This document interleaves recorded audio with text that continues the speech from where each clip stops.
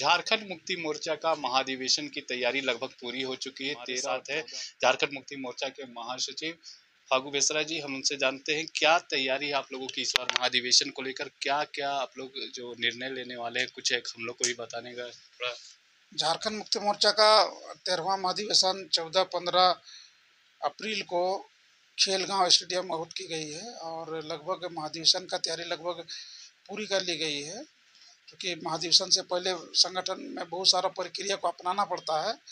Membership हो या जिला कमेटी, पंचायत कमेटी, प्रखंड कमेटी, जितने स्तर की कमेटियां होती है सभी को फिर से पुनर्गठन करना पड़ता है। और लगभग हमको लगता है पंचायत स्तर का, प्रखंड स्तर का और जिला स्तर का कमेटी का हम लोग पूरे गठन कर चुके हैं। कुछ जिला को छोड़ करके वो भी 1-2 दिन में उसको भी हम लोग कंप्लीट कर लेंगे।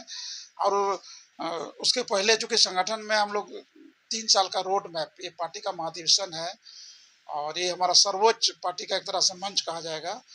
और ये हर 3 साल में हम लोग का महाधिवेशन आयोजित होता है और आने वाला 3 साल के लिए हम लोग संगठन का पूरा रोड मैप भी बनाते हैं। राजनीतिक प्रस्ताव आएंगे, पार्टी का जो संविधान है आवश्यकता अनुसार उसमें कुछ अगर संशोधन की जरूरत है उसमें भी संशोधन किया जाता है।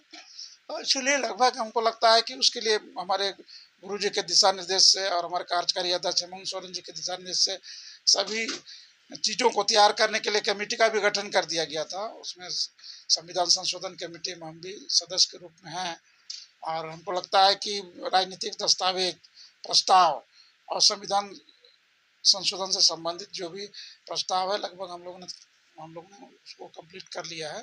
कई ऐसे नए चेहरे जो इस बार पार्टी में प्रमुख भूमिका में आ सकते हैं, आप लोग कुछ ऐसा विचार कर रहे हैं? जैसे विधायक कल्पना जी है और भी कई ऐसे नए विधायक चुन के आए हैं, उन लोगों के लिए क्या है? निश्चित रूप से पार्टी के अंदर जो हमारे काबिल लोग हैं और विशेष करके हमारी मैडम श्रीमती कल्पना मुर्मू सोरेन जी का जो भूमिका रहा लोकसभा चुनाव और विधानसभा के चुनाव में, और हम लोग ऐसा मान के चलते हैं गुरुजी के बाद हेमंत सोरेन और हेमंत सोरेन के बाद अगर हम लोग के में कोई लीडर है तो कल्पना मैडम मुर्मू हैं। महाधिवेशन में तय होगा। सभी जो माननीय हमारे विधायक भी आए हैं, बने हैं। आज पार्टी ऐतिहासिक जीत, हम लोग 2024 का चुनाव हम लोग जीते हैं। 34 विधायक के साथ झारखंड की सबसे बड़ी राजनीतिक पार्टी के रूप में हम लोग उभरे हैं। निश्चित रूप से महाधिवेशन में वैसे लोगों की भूमिका को हम लोग तय करेंगे।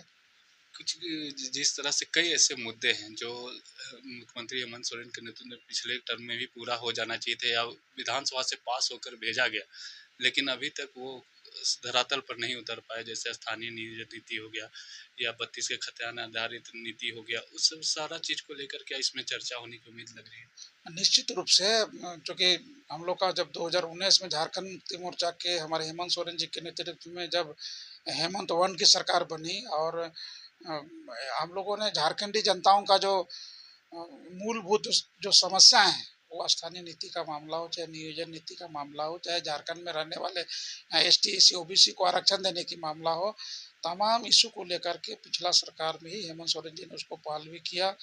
विधानसभा में उसको कानून का रूप देने का भी प्रयास किया गया। लेकिन विपक्षी दल भारतीय जनता पार्टी के लोगों ने किस तरह से हेमंत सोरेन की सरकार को ये लोगों ने काम करने ही नहीं दिया गया। जब काम करने दिया और काम किया भी तो उसको ये लोग इम्प्लीमेंट नहीं होने दिया। और किस तरह से हेमंत सोरेन को एक चुने हुए मुख्यमंत्री को ये लोग षड्यंत्र करके उसको जेल में डालने का काम किया, पूरा देश और झारखंड हम लोग सभी लोग जान रहे हैं। और उसी का बदला 2024 के विधानसभा और लोकसभा चुनाव में झारखंड की जनता ने लिया और फिर से प्रचंड बहुमत से इंडिया गठबंधन का सरकार हेमंत सोरेन जी के नेतृत्व में, झारखंड मुक्ति मोर्चा के नेतृत्व में हम लोग का यहाँ सरकार बना। और निश्चित रूप से झारखंडी जनताओं का जो 1932 का खतियान, झारखंडियों का पहचान, खतियान आधारित स्थानीय नीति का कानून हेमंत सोरेन ने विधानसभा में पारित कर दिया है, वो अभी लंबित है। उसी तरह से ST SC OBC को आरक्षण, किस तरह से OBC का आरक्षण को भारतीय जनता पार्टी के लोगों ने उसको घटा करके 14% किया, उसको 27% बढ़ा करके उसके लिए कानून बनाया गया, उसको भी लोग होल्ड करके रख दिया है। आदिवासियों का जो आपका सरना धर्म कोड का मामला हो, उसको भी लोग ने होल्ड करके रखा है। निश्चित रूप से केंद्रीय महाधिवेशन में ये सब मामला आएंगे और क्योंकि सरकार हम लोग की प्रचंड बहुमत में जनता ने भरोसा किया है झारखंड मुक्ति मोर्चा पर, इंडिया गठबंधन पर। और हेमंत सोरेन जी ने जो कहा वो करेगा और जो भी हम लोगों ने कमिटमेंट किया है जनता के बीच में, चाहे वो स्थानीय नीति का मामला हो, नियोजन नीति का मामला हो, चाहे विस्थापितों को अधिकार देने का मामला हो या महिलाओं को सम्मान देने की मामला हो, हेमंत सोरेन तमाम कमिटमेंट और योजनाओं को जो वादा किए उसको पूरा करेंगे। लैंड बैंक जो रघुवर दास जी ने बनाया था, आप लोगों ने वादा किया था उसको खत्म कर देंगे, जिसमें सरना मसना की जमीन हो, चाहे और अन्य तरह के जो जमीन है जो आदिवासियों। सरकार बना 2019 में, उसी समय सरकार का एक दिशा निर्देश जारी कर दिया गया था कि जो रघुवर दास के द्वारा जो लैंड बैंक किया गया था वो एक तरह से लगभग उसको समाप्ति कर दिया गया था हेमंत सोरेन जी का सरकार आने के बाद। और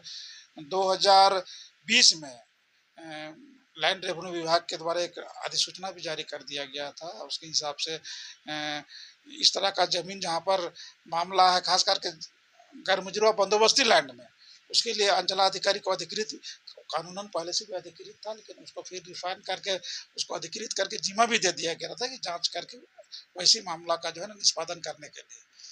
और बाकी कुछ कुछ मामला भी लैंड रिफॉर्म को लेकर के चल रहा है और हमको लगता है बहुत जल्दी कुछ कुछ अड़चन है उसको भी दूर कर लिया जाएगा और लैंड बैंक का जो मामला वो खत्म कर दिया जाएगा।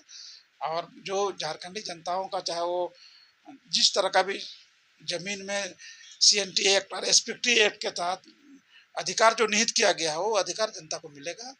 और उसके लिए हमको लगता है कि आने वाला दिन में, आज भी हम झारखंड का कैबिनेट में बहुत सारा नीति निर्धारण का मामला देखेंगे कि दिन प्रतिदिन उसको जो भी तरह का जो अड़चन है उसको दूर किया जाएगा। एक और सवाल, चूंकि विस्थापन एक बड़ी समस्या राज्य में है, उसको लेकर आप लोग क्या सोच रहे हैं? चूंकि बीते दिनों हंगामा हुआ था, उसको लेकर आप लोगों को क्या विचार है? कैसे उसमें कुछ कानून वानून बनाने की बात हो रही है? आयोग बनाइएगा, आयोग की मांग को लेकर विधानसभा भी घेरा हुआ था।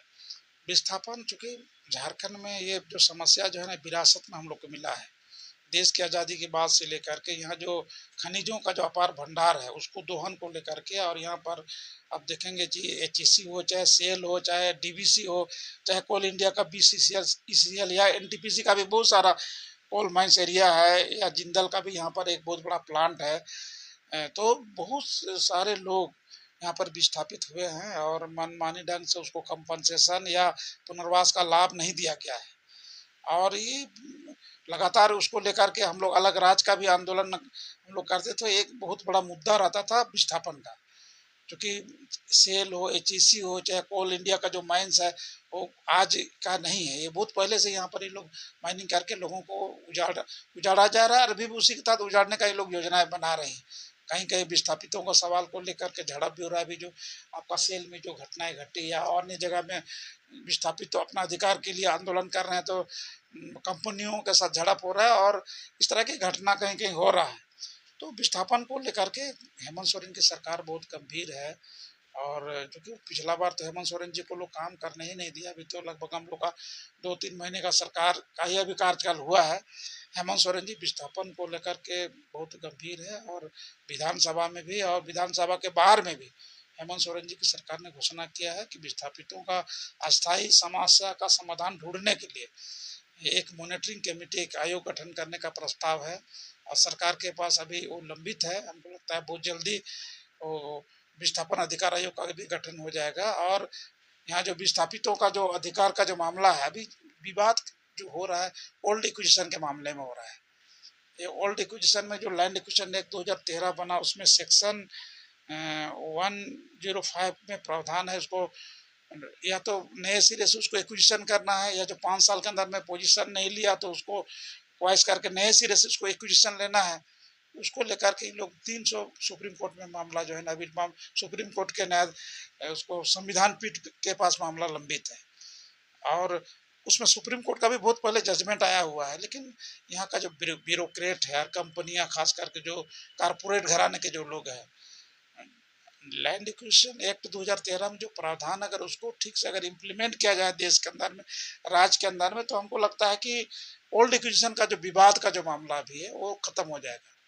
बहुत सारा उसमें भू वापसी का भी मामला है, जिस उद्देश्य से जमीन का एक्विजिशन हुआ उस उद्देश्य के तहत उसका उपयोग नहीं हुआ 5 साल के अंदर में उसको रीबैक करना है, लेकिन वो अभी तक ठीक ढंग से झारखंड में लागू नहीं हुआ। तो उसके लिए आयोग जब बन जाएगा तो ये तमाम चीज़ों का समीक्षा होगी और जो लैंड एक्विजिशन एक्ट के तहत जो प्रावधान है उसके हिसाब से उसको इम्प्लीमेंट किया जाएगा।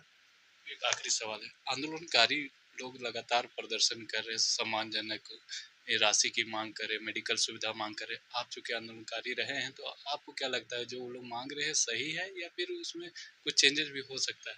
हम लोग खुद आंदोलनकारी हैं। गुरु जी के साथ झारखंड आंदोलन में हम लोग अहम भूमिका हम लोग निभाए हैं, कई बार जेल भी गए हैं और बहुत सारा मुकदमा जब झारखंड बना तो विड्रॉ भी हुआ हम लोग का।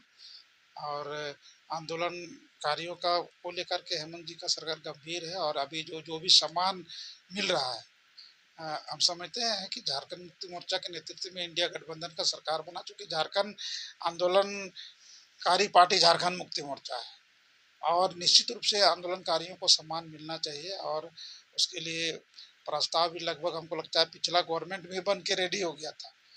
और अभी हेमंत सोरेन जी ने आयोग को एकदम एक्टिव करके चिन्हितीकरण का चल रहा है। उसमें जो चूँकि जेल जो लोग नहीं गए उनको किसी भी तरह का मानदेय का सरकार ने निर्णय नहीं लिया है अभी तक, और हेमंत सोरेन सरकार उस पर विचार भी कर रही है। और ये जो मानदेय अभी जो मिल रहा है 7,500 और 3,500, जो 6 महीना से अधिक जो जेल में रहा उसको 7,500, और जो 6 महीने से नीचे जो जेल में रहा उसको 3,500 का अभी पेंशन मिल रहा है।